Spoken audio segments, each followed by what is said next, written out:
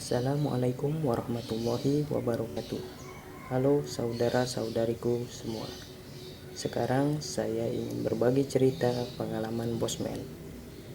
Semoga kita bisa mendapat ilmu dari cerita pengalaman beliau. Mari kita dengarkan ceritanya.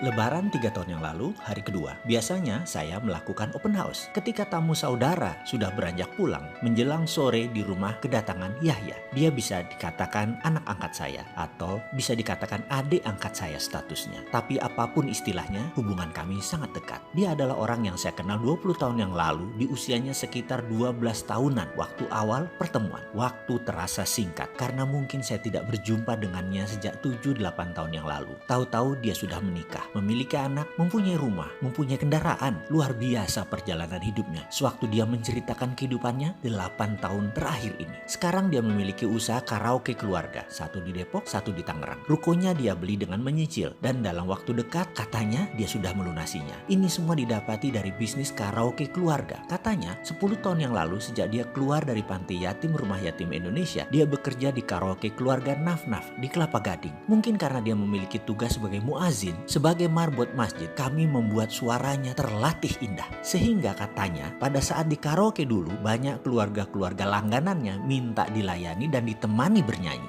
Wajahnya yang ganteng, bersih, dan luar biasa santun merupakan salah satu bekal suksesnya. Hingga suatu saat Yahya bertemu dengan sebuah keluarga yang suka dengannya dan jatuh cinta pada dirinya. Dan sejak 5 tahun yang lalu dia dipercaya serta dimodali dengan mendapatkan bagi hasil usaha karaoke keluarga yang mereka bangun di daerah Depok. Sejak 3 tahun yang lalu, dengan hasil tabungannya, dia memberanikan diri membeli ruko secara menyicil dan membangun usaha karaoke. Kebetulan yang memberi kredit adalah seorang kepala cabang bank dekat Depok yang menjadi langganannya. Keluarga pejabat bank itu setiap minggu pasti menyempatkan berkaraoke dan berteman baik, bahkan menjadi mitra karaokenya. Bisnis karaoke yang dia bangun sendiri di daerah Tangerang, dan ruko inilah yang sebentar lagi lunas dimiliki penuh oleh Yahya. Sebuah cerita perjuangan hidup yang manis sekali didengar pada saat dia menceritakan sambil memangku putri pertamanya. Hari itu, Lebaran di rumah kami menjadi meriah dengan datangnya Yahya beserta istri dan putrinya. Tanpa malu-malu, mereka bernyanyi menggunakan karaoke di tengah rumah saya yang sederhana. Ketika mereka sudah pamit pulang, anak saya paling kecil Malkia berkata, "Ya, siapa sih Om Yahya ini? Apa sih sejarahnya?" Mendengar pertanyaan si bungsu ini, saya mulai mengingat kembali sejarah awal perkenalan saya dengan Yahya. Dulu,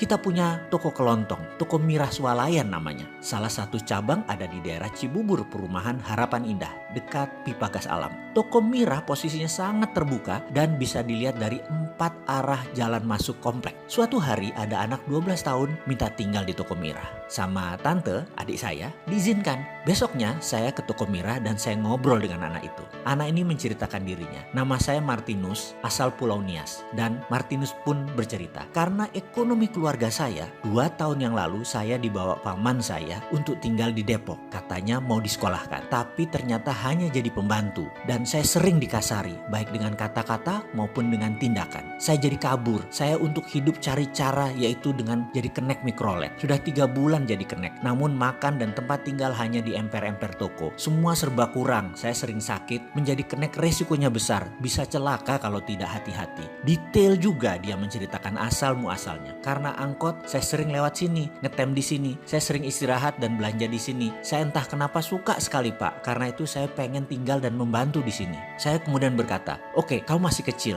mau jadi penjaga toko di sini. Kamu harus rajin, mau belajar dan disiplin. Itu syaratnya. Kamu dapat makan, tinggal di toko ini, dan kamu akan saya sekolahkan, melanjutkan pendidikan kamu. Tapi kamu tidak digaji ya, paham kamu?" Martinus mengangguk. "Oh iya, apa agama kamu?" tanya saya. "Saya Kristen Pak," katanya. "Oke, baik. Itu 1 kilometer dari toko ini ada gereja HKBP. Kamu harus rajin ibadah ya," sambil saya tunjukkan lokasi gereja tersebut. Lusanya saya mencari sekolah buat Martinus. SD negeri menolaknya karena dokumen tidak lengkap. Lalu saya bawa ke sekolah Kristen sekitar Cibubur. Ada 3 sekolah Kristen di sana. Semua juga menolak dengan alasan tidak ada dokumen. Saya mencoba meyakinkan bahwa anak ini dokumen sekolahnya hilang di kampungnya di Pulau Nias. Karena bencana banjir 2 tahun yang lalu, dokumen tersebut hanyut. Kalau harus pulang ke Nias, menyiapkan akan lama dan mahal. Bisakah ini semua menyusul? Dan fotokopi terdekat itu di Medan sana. Demikian saya membesar-besarkan supaya prihatin, jatuh hati pengurus pengurus sekolah tersebut. Tetap ditolak. Saya benar-benar senewan. Bahkan saya berargumen, ini anak terima saja deh atas nama agama Anda, agama Kristen, atas nama kemanusiaan. Toh semua biaya saya yang nanggung. Saya berargumen, turun kelas juga nggak apa-apa. Anda sekolah swasta kan bisa lakukan itu, bener kan? Demikian saya mencoba menekan. Waduh, nggak goyang tuh mereka. Saya ulangi lagi, Pak, atas nama agama Anda, mohon anak ini diterima. Saya yang Islam, nggak peduli anak ini agamanya apa, pokoknya saya harus sekolahkan dan ini tanggungan saya. Tetap tidak diterima di ketiganya. Yowes, cikar kanan via kondios, kita cari yang lain, itu kata saya. Ya toh, saya ambil gampangnya saja. Yang penting saya sudah mengungkapkan isi hati saya, isi hati Martinus. Saya lihat anak itu tertunduk lesu. Seharian 3 sekolah jawabannya sama. Lalu saya bilang pada Martinus, itulah kehidupan Martinus. Kamu kecewa, kamu sakit. Ya, penderitaan itu kalau dirasakan, ya pasti sakit. Tapi kalau dinikmati dan disyukuri, pasti nikmat dan berbuah hikmah. Sabar ya nak, oke, kamu saya bawa ke pesantren Cilodong, mau nggak? Dia mengangguk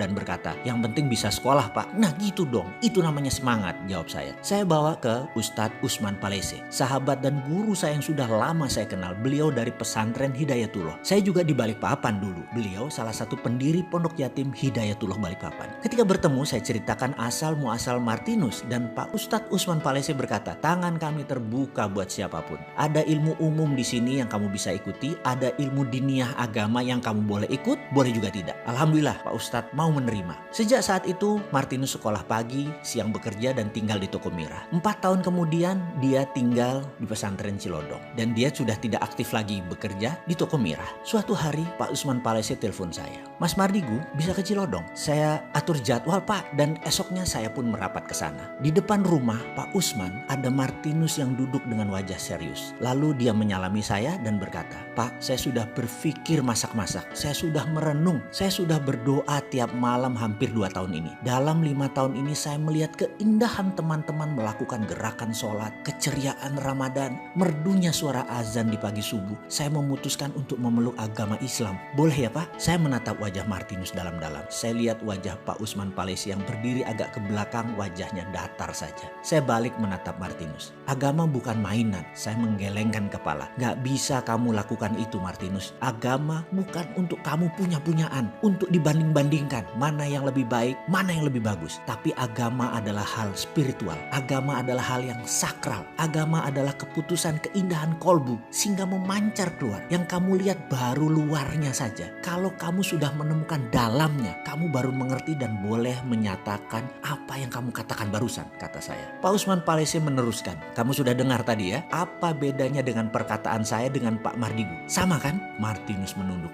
berkata lirih, Pak, boleh nggak saya jadi muazin, tukang azan? Memang kamu bisa? Saya bertanya. Bisa Pak, sudah sering latihan, jawabnya. Pak Usman Palese tanpa banyak tanya membawa Martinus dan saya ke masjid. 5 menit lagi masuk waktu maghrib. Kamu azan Martinus, kata Pak Usman. Wih, saya tersentak atas komentar dan putusan Pak Ustadz Usman Palese tersebut. Pak Haji, nggak salah nih, kan dia belum muslim. Saya bertanya yang tidak dijawab olehnya. Tak lama Martinus ambil mic dan diam berkonsentrasi sejenak. Kemudian dia diam cukup lama. Lalu dia menarik nafas dalam dan mengangkat tangan kanannya ke telinga kanan. Kemudian dia meneriakkan gema takbir azan.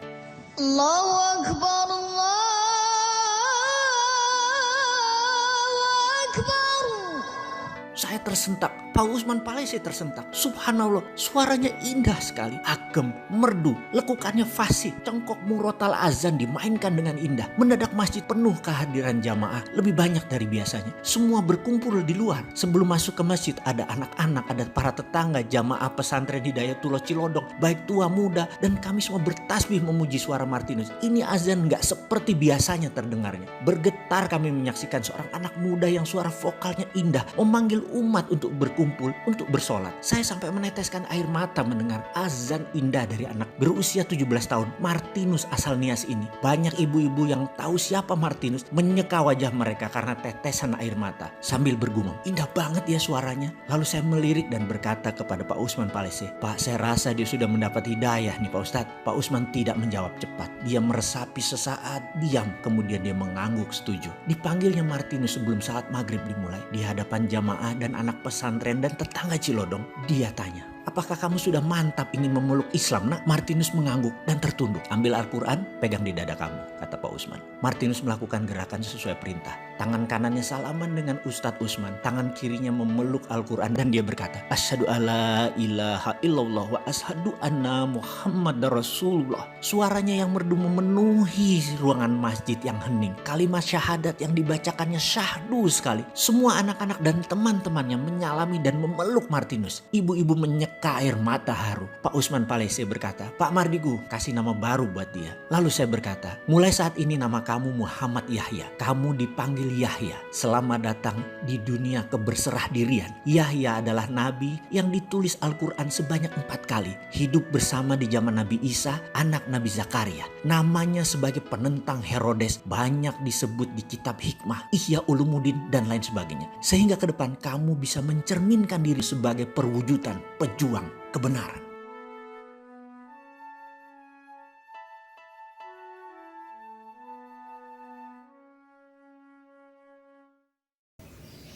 Allah memberi hidayah kepada sesiapa yang Ia kehendaki dengan cara di luar nalar manusia. Untuk itu mari kita berbuat baik tanpa melihat suku, ras, dan agama, yang nyata maupun yang tidak nyata. Sesungguhnya akhlak berada di atas ilmu. Wassalamualaikum warahmatullahi wabarakatuh.